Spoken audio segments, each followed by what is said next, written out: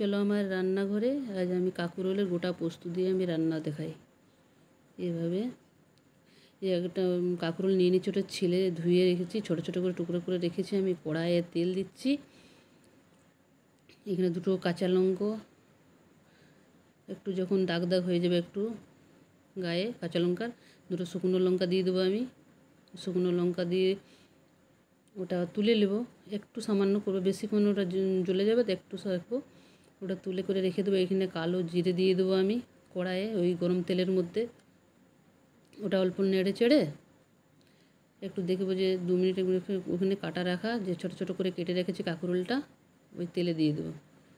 তেলে দিয়ে ওটা নেড়ে চেড়ে আবার ওখানে দিয়ে দেবো 1 চামচ কাশ্মীরি লাল লঙ্কা গুঁড়া, একটু হলুদ গুঁড়া 1 চামচ, নুন 1 চামচ, এগুলো দিয়ে স্বাদ মতন নুন দিয়ে করে এটা একটু নাড়াচাড়া করতে থাকবো কিছুক্ষণ।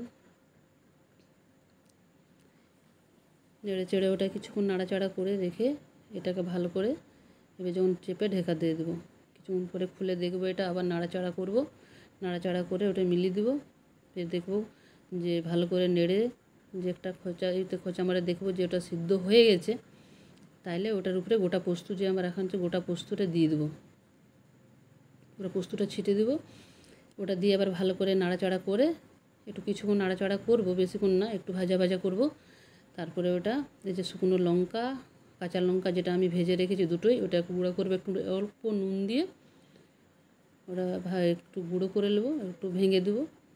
শুকনো লঙ্কাটা আবার বেশি ভাজায়নি তো ওই জন্যে হচ্ছে না।